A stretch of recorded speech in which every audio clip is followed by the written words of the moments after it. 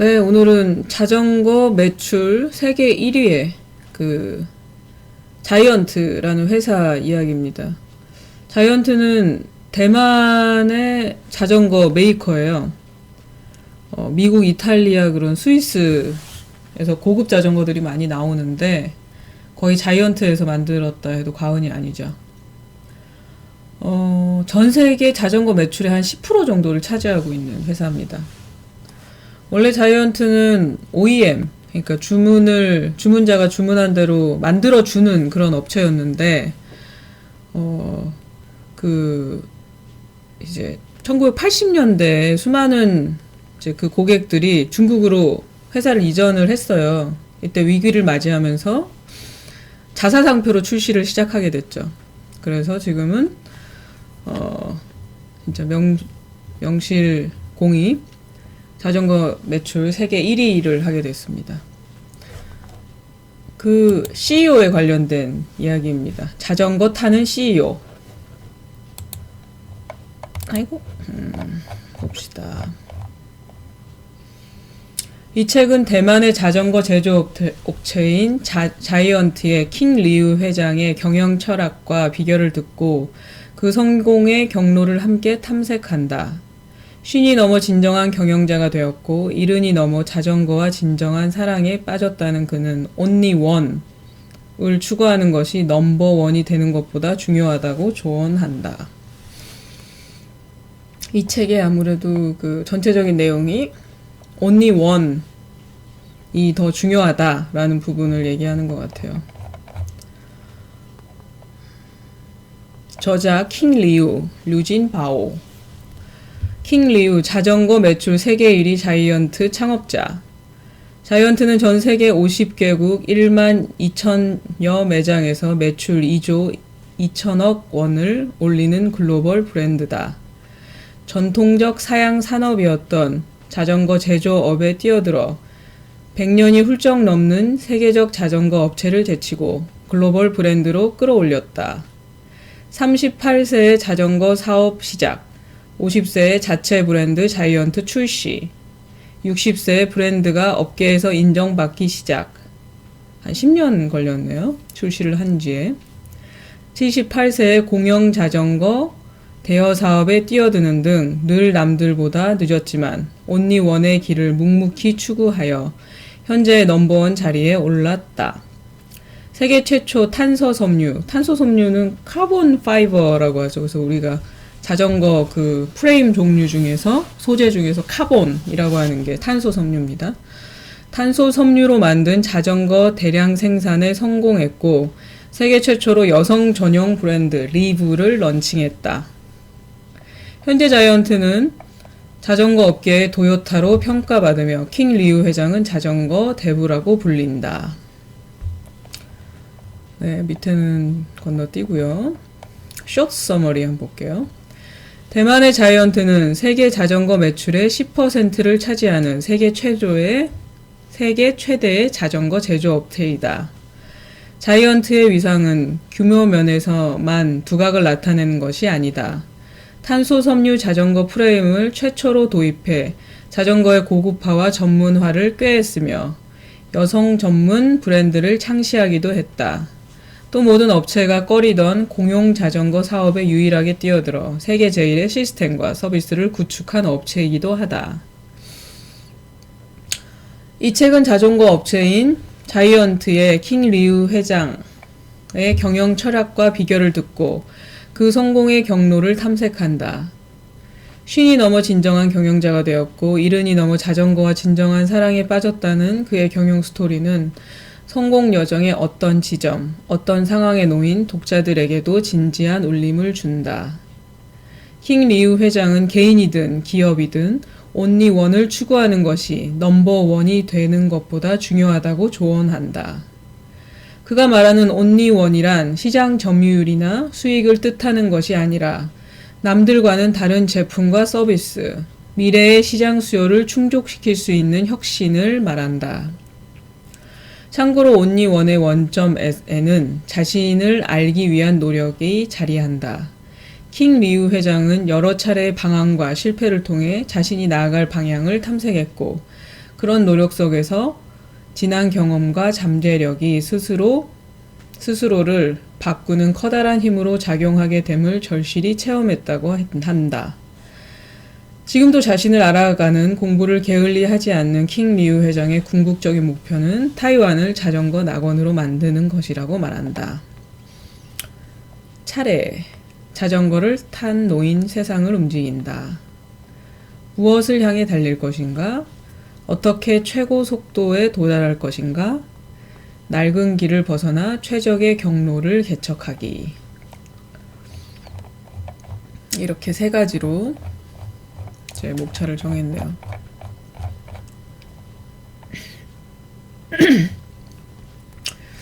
(2017년 10월) 달에 우리나라에 나온 거니까 아마 책은 좀 전에 나왔지 않을까 싶은데요.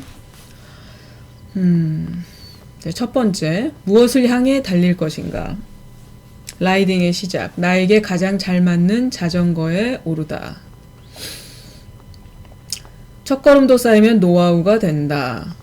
나는 19살에 학교를 졸업한 뒤 아버지 밑에서 잠시 사업을 배웠다. 아버지가 투자하던 통조림, 밀가루 회사 등에서 일을 했는데 어린 탓인지 이런저런 제약이 많았다. 이래서야 내 능력을 제대로 발휘할 수 없겠다는 생각에 독립을 하기로 마음먹었다. 꽤 활동적인 성격이었던지라 다양한 업종에 뛰어들었다. 그런데 모두 시작한 지 2, 3년이 되지 않아 접어버리고 다른 업종으로 전향하기 일쑤였다. 사업을 여러 가지 했나 보네요. 딱히 실패해서 철수했던 건 아니다. 그저 개미 투자자가 여기저기 투자하듯 술자리에서 대박 사업이 있다는 이야기를 듣거나 돈이 될 만한 새 투자처를 발견하면 당장 새로운 사업을 벌이고 싶었다. 많은 사람들이 이러다가 망해먹죠. 자이언트를 창립한 38살까지도 나는 나 자신을 몰랐다. 자전거 사업이 내게 가장 잘 맞는 일이라는 확신이 선 것은 5, 60세 무렵이었다. 먼 길을 돌고 돌아서야 나를 제대로 알게 된 셈이다. 한편 다양한 사업을 운영해본 경험은 훗날 가장 소중한 지식의 기반이 되었다. 이거는 확실한 것 같아요. 저는 사업을 해본 거는 아주 작은 사업을 해본 건 한 번 정도 있고 나머지는 직장 생활을 했는데 다양한 직장 생활을 해보는 거는 사실 경험이 굉장히 됩니다.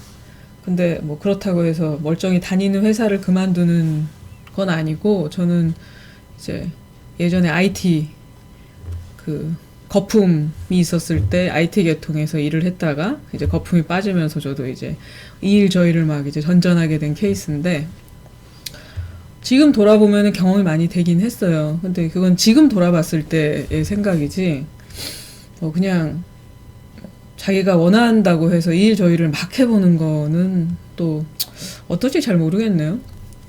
성격이 전혀 다른 여러 가지 사업을 경영하면서 저마다의 난관을 경험해본 덕에 다양한 분야에 적용되는 공통된 교훈을 얻을 수 있었다.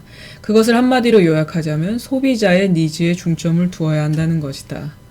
그러니까 이 사람의 여러 가지 경험을, 사업 경험을 다 보면은 소비자의 니즈, 소비자가 원하는 것에 중점을 두어야 한다는 거죠. 소비자가 무엇을 필요로 하느냐, 여기에 중점을 두어야 한다는 겁니다. 38 전에는 왜 그리 여러 업종을 떠돌았을까? 이제 와서 돌이켜보면 나 자신의 뿌리를 찾지 못하고 내가 어떤 사람인지 제대로 알지 못했기 때문이다. 나는 자신을 알아가는 길에서 많이 헤맸다. 하지만 그 경험들은 내 삶에 중요한 양분 역할을 했다. 예를 들어 자이언트를 창립하기 전 일본 업자와 거래를 해본 덕에 일본 업계에서 통용되는 일본 공업 규격을 잘 알고 있었다. 나는 일본에서 배운 노하우로 국가 표준 제정에 앞장서 자전거의 품질을 근본적으로 개선할 방법을 찾고자 했다. 타이완 자전거 업계에서는 유례없는 혁신적인 목표였다. 사실 일본이 우리나라보다 한 10년 정도 앞서간다고 하잖아요. 근데 지금도 여전히 그렇습니다. 아마 이 사람도 일본과의 그런 경험을 통해서 타이완의 자전거 업계에서 꽤 중요한 자리를 할 수 있었던 것 같아요. 주요 요망은 한 걸음 더 용기를 내라는 신호일 뿐. 주의 요망은 한 걸음 더 용기를 내라는 신호일 뿐. 나를 모르면 숱한 고비에 맞닥뜨릴 때마다 한계에 도달했다고 판단하고 자신의 가능성을 스스로 한정 지어버리기 쉽다. 나 또한 젊은 시절에는 우리 회사가 세계에서 가장 큰 자전거 업체가 되리라고는 생각지도 못했으니 말이다. 그러나 사람의 잠재력은 얼마든 개발할 수 있다. 물론 그러려면 의지가 있어야 한다. 나의 숨은 자질을 충분히 들여다보고 또 다른 자신을 발견하고 나면 지금껏 경험하지 못한 자신감이 솟아난다. 뿐만 아니라 나를 대하는 주변 사람들의 태도도 완전히 달라진다. 73세와 80세 때 도전했던 두 번의 자전거 일주에서 나는 그 차이를 확실히 느꼈다. 73세 처음 자전거 일주를 할 때 솔직히 나부터 자신이 없었다. 출발 전 갑자기 디스크가 재발해 병원에 갔더니 반드시 허리보호대를 착용해야 한다고 권고했다. 또 위암수술의 후유증으로 혈전정맥염을 앓았던 터라 말초 정맥의 혈액순환을 위해 왼쪽 다리에 탄력 붕대를 감아야 했다. 좀 심각했네요. 보니까. 여기에 노인성, 이분이 나이가 좀 많은 때에 뭔가를 도전했던 분이라, 그러니까 젊었을 때부터 도전을 많이 했는데, 이 책을 이제 써야 되는, 이 책을 쓰는 이 시점에서 돌아봤을 때 좀 중요한 시기가 막 이때였던 것 같아요. 여기에 노인성 질환까지 겹쳐 건강은 계속 나빠지고 있었다. 가족과 회사들, 회사 임원들까지 내 나이에 자전거를 타는 건 휴염하다며 나의 도전을 우려했다. 상황이 이렇다 보니 심리적 부담이 컸고 나 만에 하나 정말 완주에 실패하기라도 하면 지금껏 쌓은 내 이미지에 흠만 가는 것이 아니야? 하는 걱정도 은근히 들었다. 그런데 여든이 되어 다시 자전거 일주에 도전할 때는 상황이 완전히 달라졌다. 나는 첫 번째 일주에도 꾸준히 자전거를 탔다. 라이딩의 유산소 운동 효과 덕분에 그 사이 고혈압이 많이 호전되었다. 더 신기한 것은 혈전정맥염과 수면무호흡증, 좌골신경통 같은 오랜 지병들이 약 없이 모두 완치되었다는 사실이다. 건강에 자신이 생기면서 마음도 한층 긍정적이 되었다.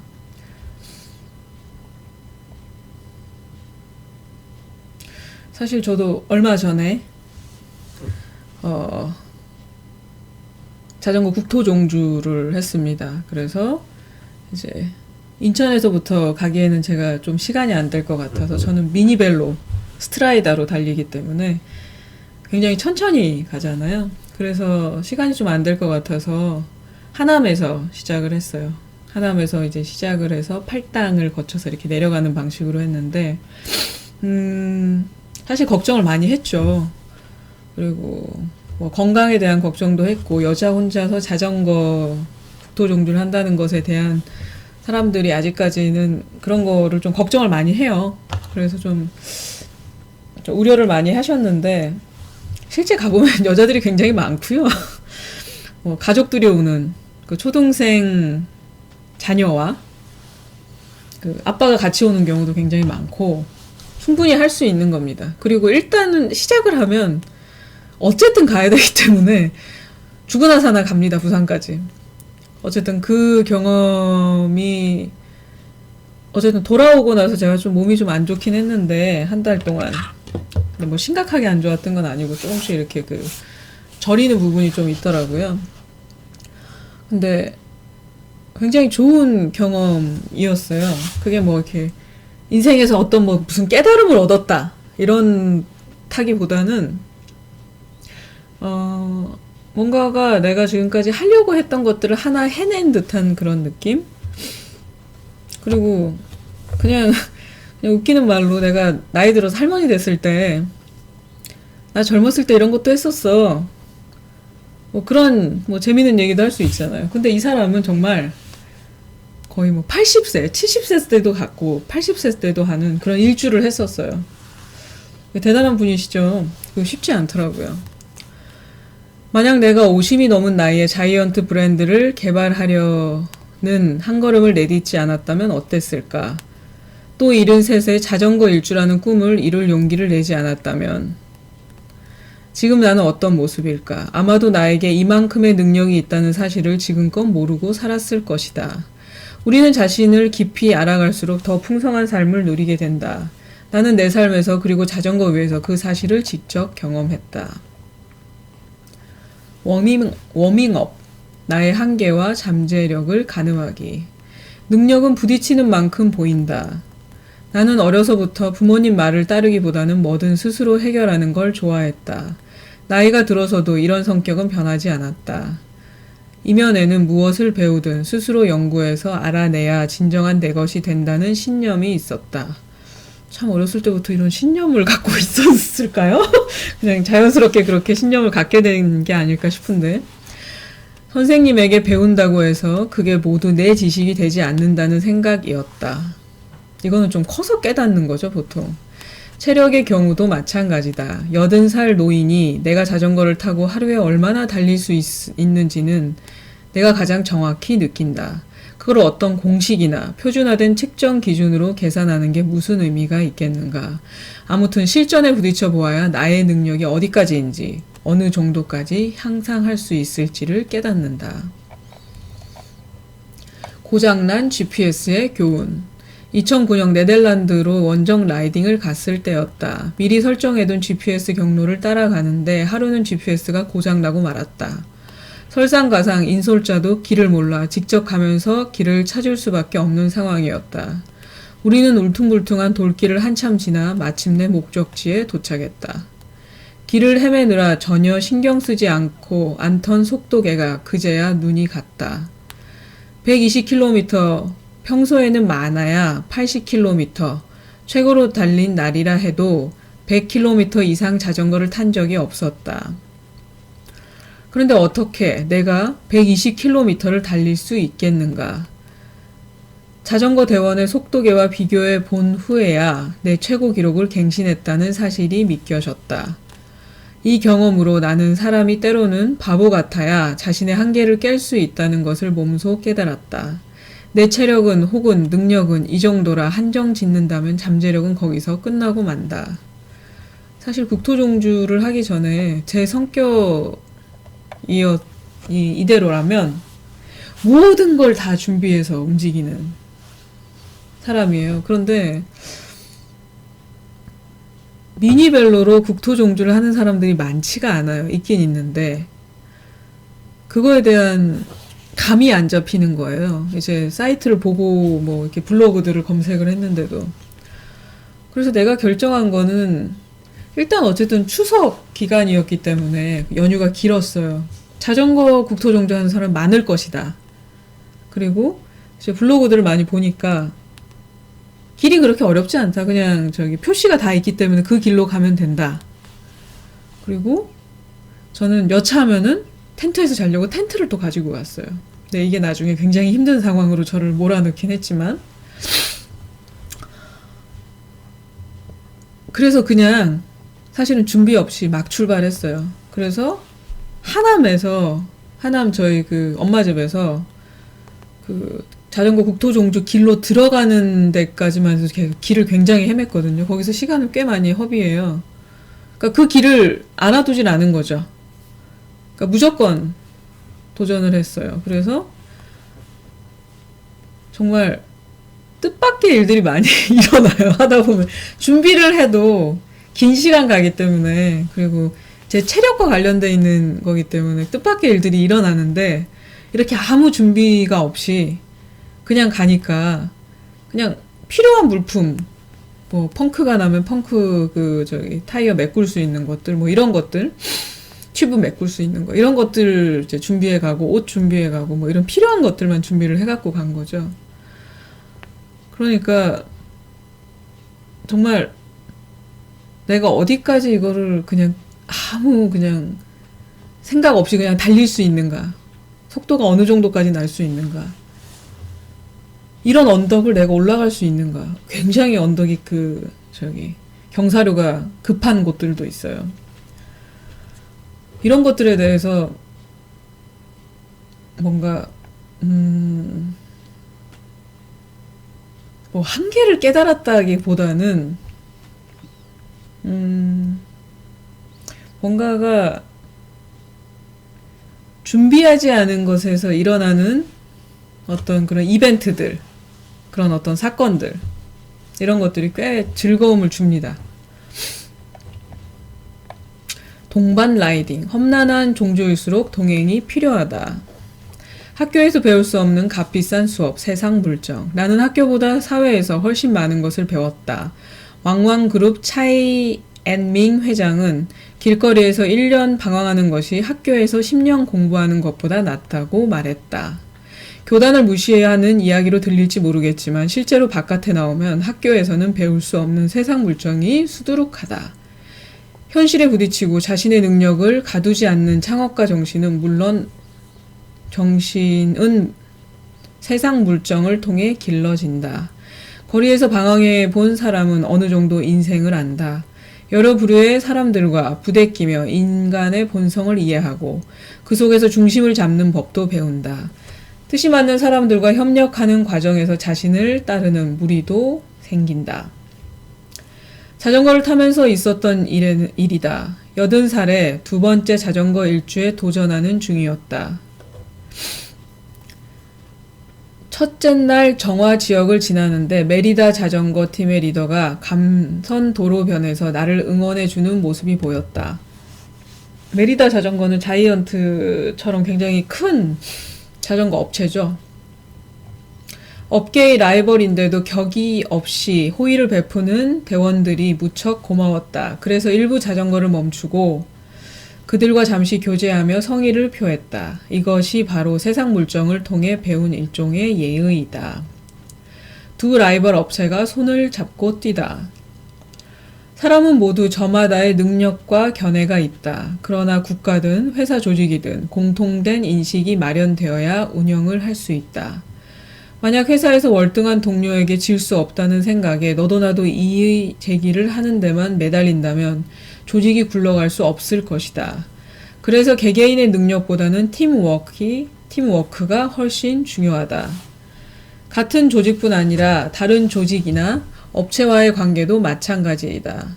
업계의 라이벌 사이에서도 때로 경쟁보다 협력이 필요하다. 타이완 자전거 업계에서부터 시작되어 현재는 타이완의 독특한 기업 문화로 자리 잡은 A팀이 좋은 예이다. 우리가 생각하는 그 A일까요? 그 이름 참 쉽게 그냥 A팀이라고도 하니까. A팀은 타이완의 자전거 조립 업체 자이언트와 메리다 두 회사를 필두로 선두업체와 군소 제조업체들이 연합해 발족한 산업연맹으로 귀리의 자동차와 중웨이 발전센터의 협조로 도요타 생산 방식을 공동 도입했다. 굉장한데요? A팀이 발족할 당시 타이완은 자전거 업체들이 대거 중국 대륙으로 진출하면서 산업 공동화 현상이 매우 심각했다. 1000만 대에 달하던 수출량이 400만 대 밑으로 떨어질 정도였다. 나는 타이완의 자전거 산업을 복구해야 한다고 생각했다. 이를 위한 해결책으로 떠올린 것이 바로 동종업체 메리다와 연합해 A팀이라는 산업연맹을 조직하는 것이었다. 당시 업계의 많은 이들이 우리의 계획을 듣고 비웃었다. 동종업체끼리 협력해서 성공한 사례는 선진국에서도 전례가 없었기 때문이다. 그러나 결국 자이언트와 메리다는 산업연맹을 체결하는 데 합의했다. 물론 한 분야에서 승부를 겨루는 두 회사의 경쟁 구도 자체가 사라진 것은 아니었다. 같은 거리에 점포를 둔 자이언트와 메리다의 시장들은 여전히 서로 치열한 경쟁 상대였다. 하지만 이와는 별도로 A팀은 하나의 공동체로서 기능했다. 우리는 어떻게 한 단계 높은 차원에서 협력하여 고급 자전거라는 새로운 전쟁터로 들어갈지를 고민했다. 6년의 진통 끝에 타이완 자전거의 수출 판매량은 2009년 430만 대로 증가했다. 더 중요한 것은 산업 전반의 평균 수출 단가가 한 대당 평균 110달러에서 6년 만에 300달러로 급상승했고 현재까지 오름세를 이어가며 450달러, 약 50만원 이라네요. 라는 신기록을 달성했다. 페달링, 페달을 멈추는 순간 자전거는 넘어진다. 자전거 얘기할 때 많이 나오는 얘기죠. 페달 한 바퀴의 힘. 지난 시간 동안 나는 사업이 자전거와 같아서 페달을 밟는 만큼 앞으로 나가고 발을 떼는 순간 넘어진다는 것을 느꼈다. 그래서 조금이라도 나아가려는 노력을 끝없이 해야 하는 것이다. 어떤 사업이든 한계가 없다. 산 정상까지 올라가 보지 못한 사람은 산 위에 펼쳐진 또 다른 기회를 알 수 없다. 나는 청년들에게 인생도 자전거와 마찬가지라고 늘 조언한다. 자전거를 탈 때 한 발 내디뎌야 앞이 펼쳐지는 풍경을 볼 수 있듯이 인생도 두려워하지 말고 일단 뛰어넘어 보면 자연스럽게 다음 기회가 보인다. 자신감은 도전과 더불어 점점 더 커지게 마련이다. 도전을 시도해본 적 없는 사람은 단단한 자신감을 가질 수가 없다.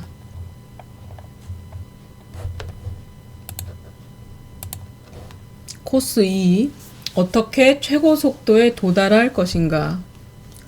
코너링. 무사히 모퉁이를 돌려면 진행 방향을 숙지해야 한다. 미래를 주도하는 물속 오리 전략. 물속 오리? 환경이 끊임없이 변하기에 기업의 경영자는 미래를 주도하고자 하는 패기가 있어야 한다. 기회를 잡는다는 것은 적절한 때에 적절한 일을 한다는 뜻이다. 그리고 기회는 사람마다 다른 형태로 찾아온다. 전투가 시작되기 전에 싸우라는 말도 있듯이 기회가 찾아왔을 때 허둥거리며 서두르지 않도록 늘 충분한 준비를 갖추고 있어야 한다. 미래가 현재를 결정한다고 내가 말하면 앞으로 환경이 어떻게 변할지 어떻게 아느냐고 묻는 사람들이 많다. 미래가 현재를 결정한다. 봄이와 강물이 따뜻해지면 오리가 먼저 안다는 말이 있다. 물가에서 딴청을 하는 오리보다 물에 들어가 있는 오리가 계절의 변화를 먼저 아는 법이다. 산업의 동향을 파악하는 것도 마찬가지다. 탄소 섬유를 자전거 프레임에 도입한 것도 그런 경우였다. 탄소 섬유는 가볍고 튼튼하며 충격 흡수력이 뛰어나다는 장점 때문에 현재 업계에서는 고급 자전거 프레임의 가장 이상적인 소재로 통용되고 있다. 이 소재가 지금처럼 확산된 것은 1985년 자이언트가 공업기술연구원의 소재연구소와 공동 연구에 뛰어든 것이 직접적인 계기였다. 자이언트와 소재연구소는 공동으로 탄소 섬유 기술을 개발해 세계 최초로 탄소 섬유 자전거 프레임을 생산하는 데 성공했다. 제가 앞에서 얘기했듯이 탄소 섬유는 말 그대로 카본 파이버죠. 그러니까 카본 소재, 뭐 이렇게 얘기하는 카본 프레임, 이게 좀 탄소 섬유예요. 당시 이러한 복합 소재는 우주 항공 산업에만 제한적으로 활용되었기에 이 소재를 자전거 업계에 도입한다는 건 불가능하다고 입을 모았다. 탄소 섬유를 어떻게 자전거에 활용할지도 당연히 몰랐다. 업계에서는 오직 자이언트만이 긍정적인 전망을 내놓았다. 그 카본은 기본적으로 이 섬유, 이런 철이 아니고 금속이 아니고 섬유를 이렇게 압축시켜서 만드는 거기 때문에 가볍죠. 그래서 사람들이 많이 사용을 하기도 하죠. 근데 보통은 우리가 일반적으로 많이 사용하는 건 알루미늄이 가장 많습니다. 유일하게 유럽에서 수공 탄소 섬유 프레임을 사용하긴 했지만 가격이 혀를 내두를 정도로 비쌌고 상품화되지 않았다. 일본 최대의 탄소 섬유 생산업체 도레이조차 탄소 섬유 자전거 프레임 개발에 나섰다가 실패로 끝을 맺었다. 자전거 제조 기술이 없었기 때문이다. 그런 상황에서 자이언트는 어떻게 탄소 섬유를 개발 가치가 있는 신소재로 확신했을까? 자이언트는 연못의 가장 깊은 곳에서 헤엄치는 오리처럼 끊임없이 물속과 주변을 살폈다. 어떻게 소비자의 니즈를 충족시키고 확장할지, 어떻게 하면 자전거 애호가들에게 더 큰 즐거움을 줄 수 있을지 늘 생각했다. 더 큰 즐거움을 준다는 거는 더 가볍게 만든다는 게 있겠죠. 우리는 자전거 동호인들이 라이딩에서 느끼는 가장 큰 즐거움이 속도라는 것을 잘 알고 있었다. 자전거의 주행 속도를 높이는 유일한 방법은 무게를 줄이는 것이다. 자전거 프레임의 재질은 티타늄에서 알루미늄 합금으로 변천해 왔는데 산업 구조를 선진화하려면 여기서 한 단계 더 업그레이드해야 할 필요가 있었다. 우리는 그 안에서 탄소 섬유라는 신소재를 찾은 것이다. 이게 번역의 문제인지 아니면 진짜 이렇게 썼는지 모르겠는데, 티타늄에서 알루미늄으로 이렇게 변천해 온 거는 아니에요. 다 다른 소재인 거죠. 티타늄 같은 경우는 그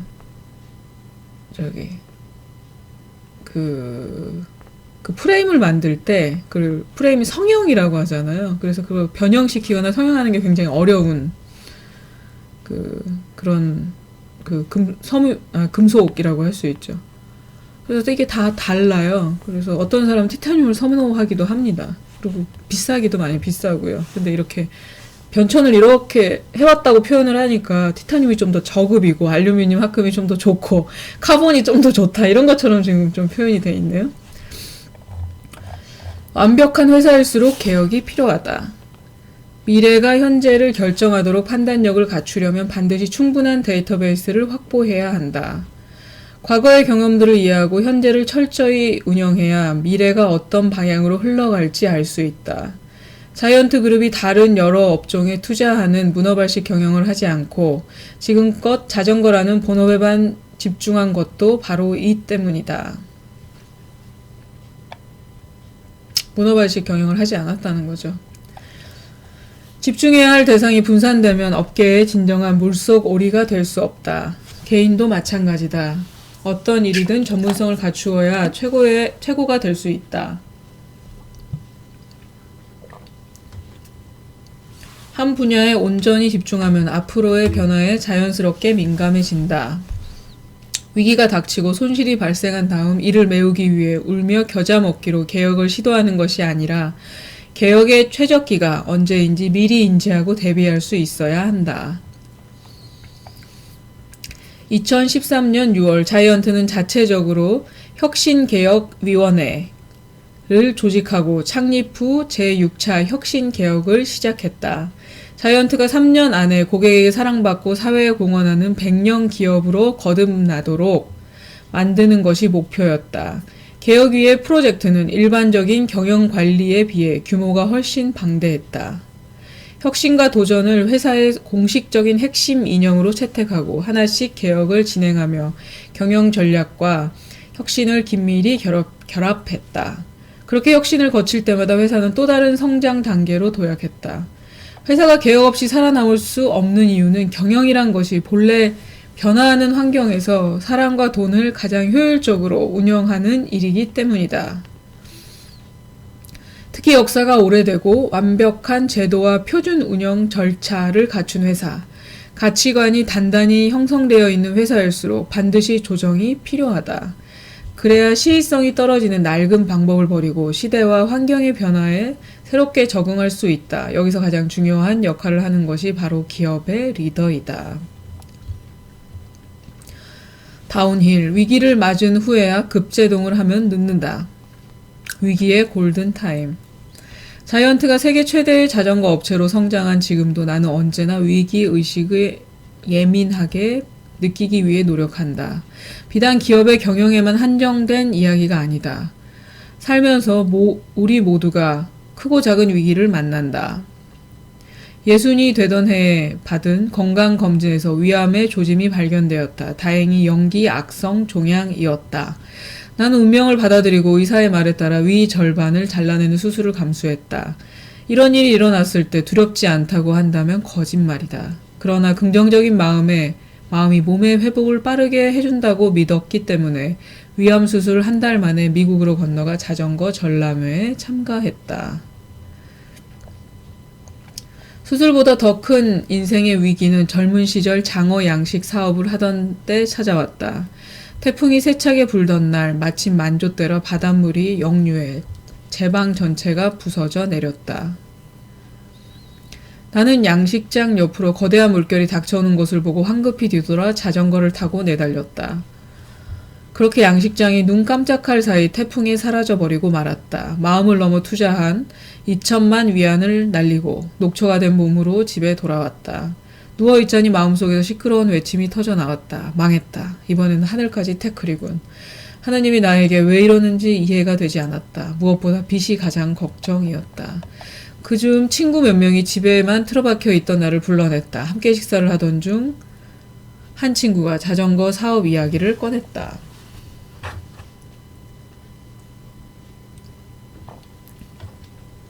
그렇게 자전거 사업을 시작하고도 나는 수혜를 경험한 두려움을 잊지 않았다.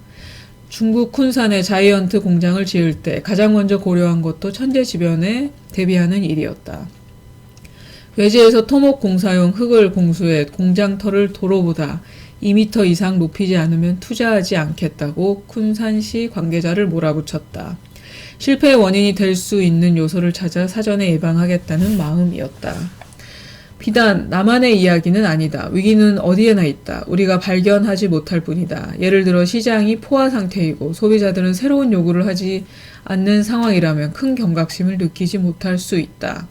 하지만 이때 다음에는 뭘 해야 하지? 라는 질문을 하지 않고 잠복한 위기를 방치한다면 회사는 결국 비주류로 전락해 시장에서 서서히 사라지게 될 것이다. 겉보기에는 순탄할지라도 기업의 체질이 약화되어 있거나 묻어둔 문제들이 아직 터지지 않은 것일 뿐일지도 모른다. 문제가 터진 후에 황급히 대책을 찾으려 한다면 위기의 골든타임은 이미 지나가 버린 후가 될 것이다.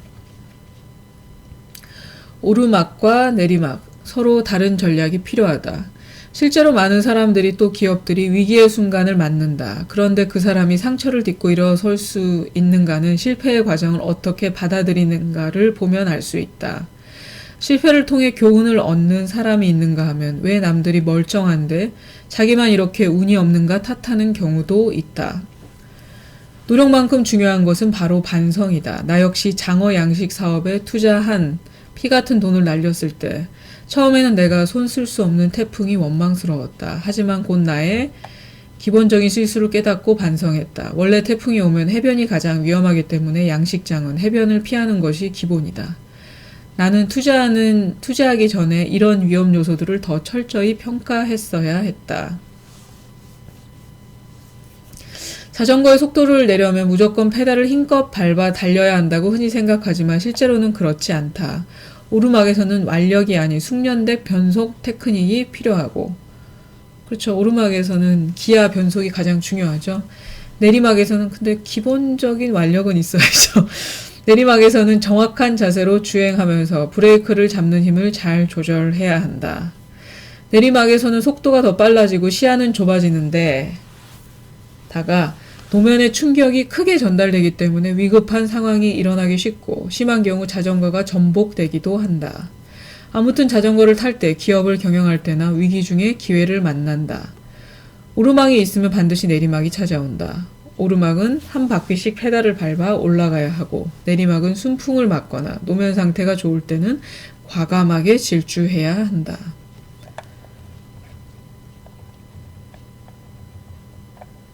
변속, 생존과 발전, 어떻게 속도를 조절할 것인가.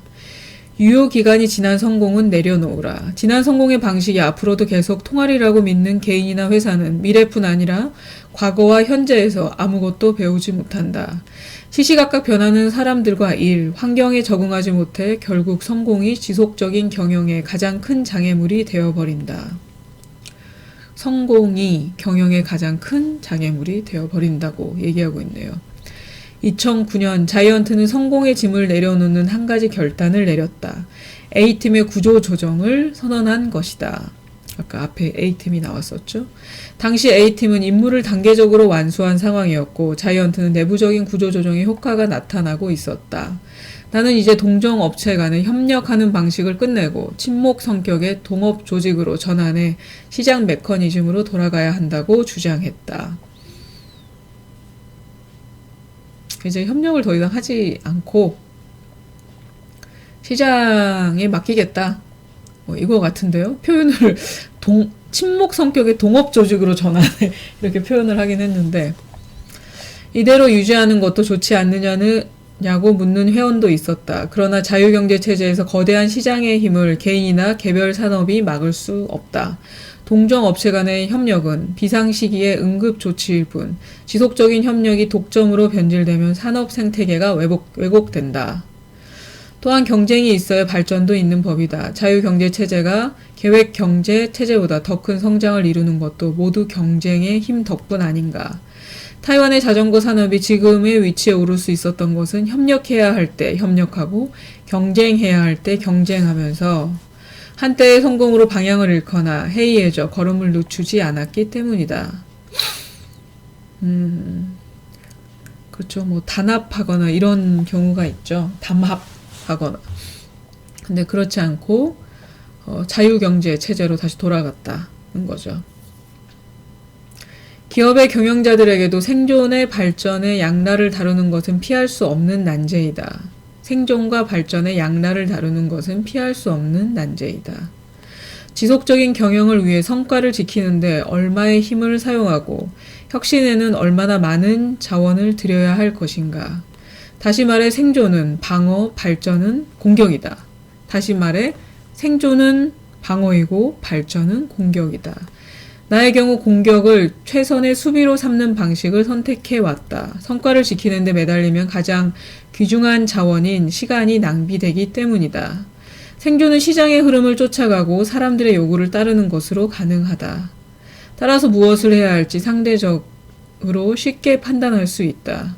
하지만 이런 존재하는 기회를 힘 안 들이고 주우려는 이인자 심리로 오늘은 겨우 먹고 살 수 있을지 몰라도 내일은 장담할 수 없다.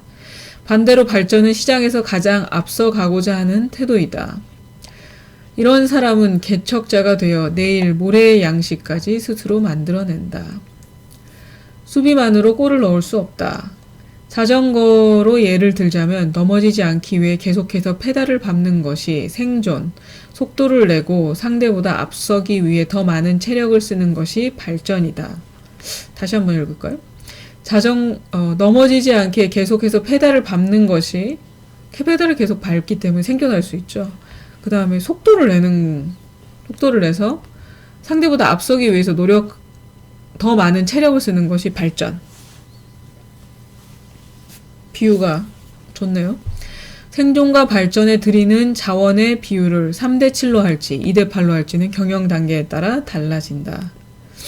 자전거를 탈 때 페이스를 조절하는 원리와도 같다. 그날 어느 정도의 거리를 달릴지, 노면 상태가 스퍼트 내기에 적당한지, 자전거 성능이나 자신의 컨디션이 어떤지 등에 따라 속도를 순간순간 조절해야 한다. 이처럼 공격과 수비를 정확히 분간해 얼마나 효율적으로 활용하나에 따라 기업 경영의 성패가 갈린다. 기본적으로 나는 살아남기 위해서 끊임없이 앞으로 나아가야 한다고 생각한다. 현 상태를 유지하려는 관성보다 공격에 들이는 힘이 커야 기업의 성장 동력을 확보할 수 있다. 페달링을 그냥 하는 것보다 공격에 힘을 더 써야지 기업이 성장한다 라고 얘기하고 있네요. 이제 마지막 코스 3, 낡은 길을 벗어나 최적의 경로를 개척하기. 사이클 경주. 경기장이 좁다면 새로운 판을 짜라. 2가지 종류의 미래. 미래에는 2가지가 있다. 첫 번째 의미는 흔히 말하는 대세이다. 모두가 순응하고 습득해야 함을 알고 있는 미래다. 경제학자들이 논의를 종합해 얻은 판단도 여기에 속한다. 대표적으로 중국의 경제 성장을 예로 들 수 있다. 두 번째는 창의력과 노력이 더해져 만드는 미래이다. 이 길을 가기로 결정하는 것은 순응하기보다 흐름을 이끌어가고 싶기 때문이다. 대세를 기반으로 하되 미래의 조류에 부합할 자신만의 방법을 더해 적극적으로 변화를 주도하는 것이다. 자전거 산업은 역사가 200여 년이 넘은 완전히 성숙한 산업이다. 자전거 제조업체는 점점 늘어나는데 교통수단이 자동차나 기차 등으로 대부분 대체되어 시장의 파이가 좀처럼 커지지 않는다. 제품의 공급 과잉 현상이 나타나는 이런 상황에서 자연히 가격 경쟁이 치열해지고 가격 파괴 현상마저 일어나 시장 질서가 무너지고 만다. 요즘에는 전기로 하는 것들도 꽤 많이 발전을 했죠. 내년부터는 전기 자전거가 어느 정도 기준은 있지만 PAS 방식인가? 어떤 그런 기준은 있지만 전기 자전거가 자전거 도로로 이제 달릴 수 있게 됩니다. 고급 시장의 수요를 끌어내려면 이 난국을 벗어나기 위해서는 당연히 고급화를 돌파구로 삼아야 한다. 문제는 고급 시장의 수요를 끌어내는 것이 쉬운 일이 아니라는 점이다. 품질이 뛰어난 자전거를 생산해낼 능력이 있고 디자인의 트렌드를 주도한다 해도 소비자들과의 거리를 좁히는 것은 다른 문제다. 자전거가 매장 쇼윈도에만 진열되어 있고 손님들은 그저 구경만 할 뿐 직접 타보거나 접해볼 수 없다면 실제 소비로 이어질 수 없다. 그들에게 자전거의 이미지는 어쩔 수 없이 타는 교통수단에 머물 뿐이다. 나아가 사람들이 자전거를 즐기도록 흥미를 유발하기란 한층 더 까다로운 일이다. 어장이 마르기 전에 물고기를 길러라. 어장 좀 특이하죠? 우리가 그 어장이 있으면 어장이 시간이 지나면은 이제 물이 증발해서 마를 거 아니에요. 마르기 전에 물고기를 기르래요. 그 안에. 볼까요? 모든 전통 산업이 그렇듯 자전거 업체의 가장 큰 한계는 시장의 수요가 늘어나기 어렵고 오히려 줄어드는 국면을 맞았다는 것이다. 시장이 양어장이라면 모두가 어장가에서 고기를 낚아 낮은 비용으로 주문을 확보할 생각만 하는 상황이다. 물고기를 직접 길러 소비자층을 키우려는 시도는 아무도 하지 않는다.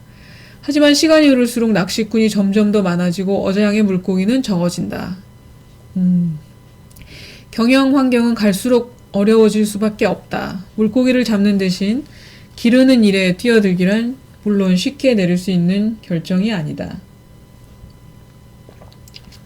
기껏 길러놓은 물고기를 다른 낚시꾼들이 모두 낚아갈 수도 있다. 그런 경우도 많죠. 그러나 아무도 물고기를 키우지 않아 어장이 모두 말라버리고 누구도 물고기를 낚시 못하게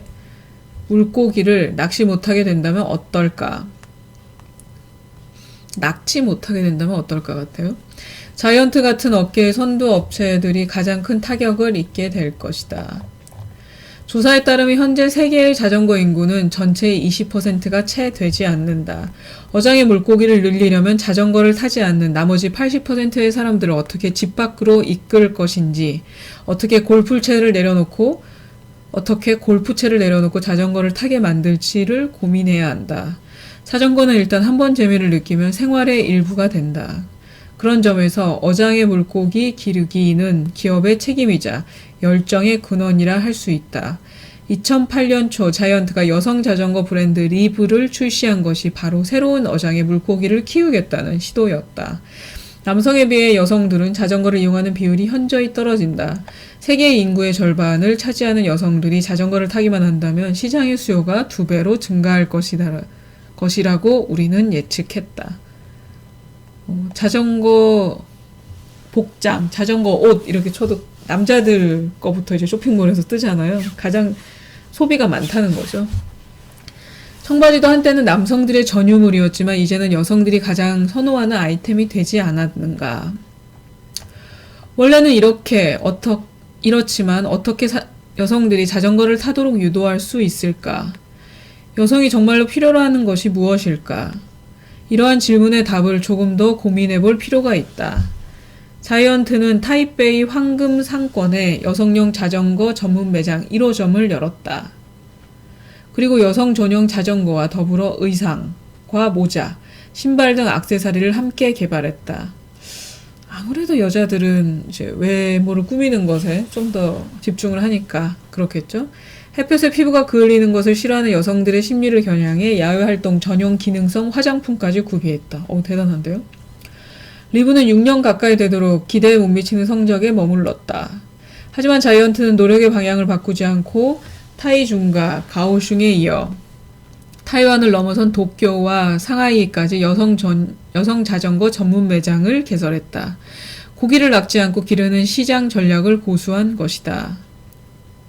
당장의 수요를 충족시키기보다 새로운 자전거 문화라는 궁극적 목표를 겨냥한 조치였다.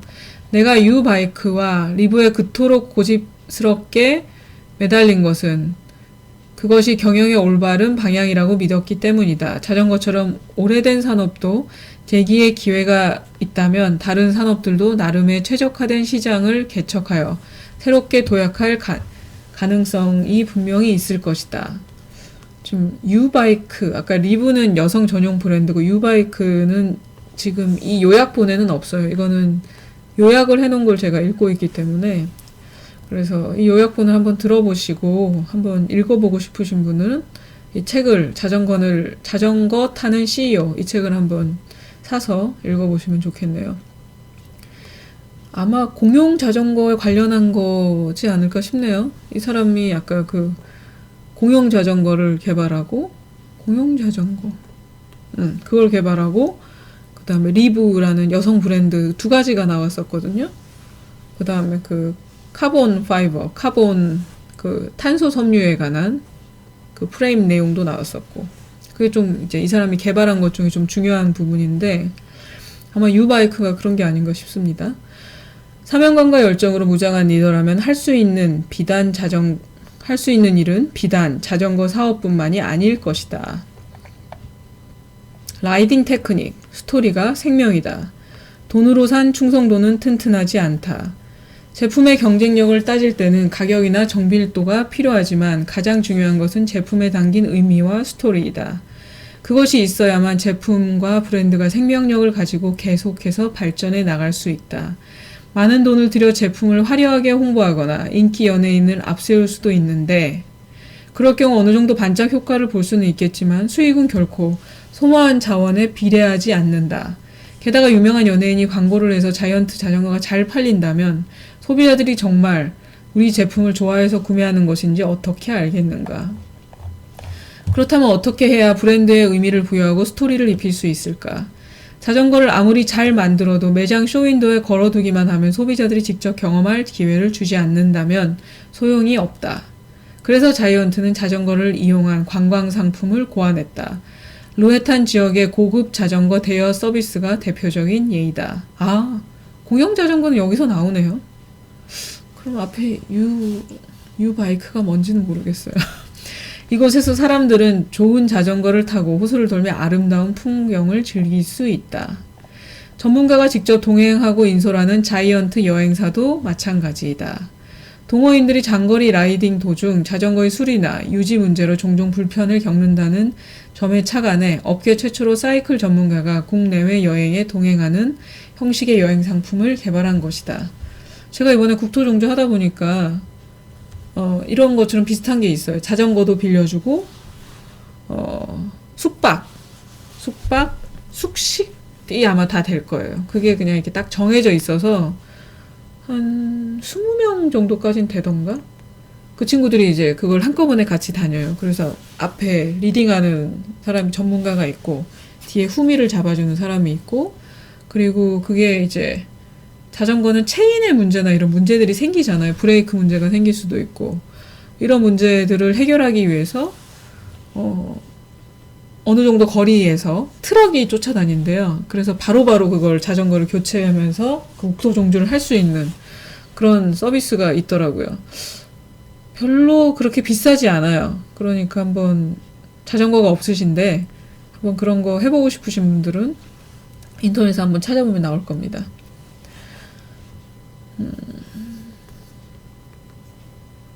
여성 자전거 브랜드 리브 역시 자전거 타는 행복을 전파하려는 시도 가운데 하나였다. 현재 타이완의 자전거 산업은 수주가 안정적이고 제품의 수출 가격이 계속해서 상승하는 등 경영 상황이 나쁘지 않다.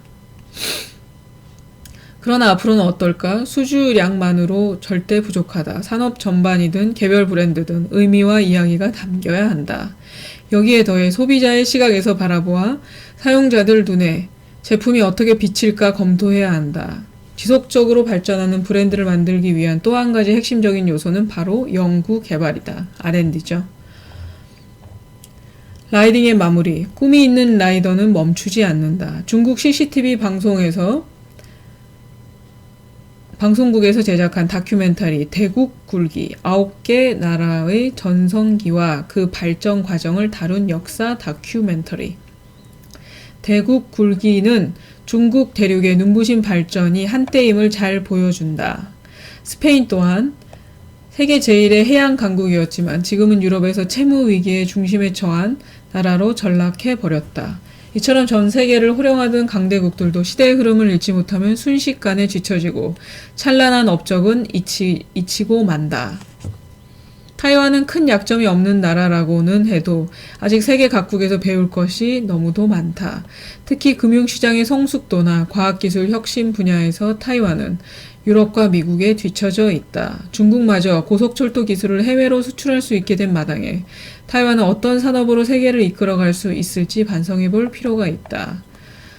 나에게는 꿈이 있다. 타이완 자전거 산업이 세계를 선도하는 데서 더 나아가 전 세계 사람들이 타이완에 와서 가장 좋은 자전거를 체험하도록 하는 것이다. 전 세계 자전거 애호가들이 가장 동경하는 자전거 낙원을 건설하는 것이 바로 나의 꿈이다. 너무 거창하다고 사람들은 고개를 저을지 모르지만 나는 새로운 자전거 문화를 전파하여 이 목표를 이룰 수 있으리라 믿는다. 멈춰서지 않고 한 걸음씩 계속 나아가며 행동할 때 그곳에 도달하리라 확신한다. 네. 여기까지 자전거를 타는 CEO, 자전거 매출 세계 1위인 자이언트 그 브랜드에 관한 이야기였습니다. 이 CEO에 대한 스토리가 조금 있는 얘기인데 좀 재밌게 읽었네요. 네, 오늘 방송은 여기까지입니다.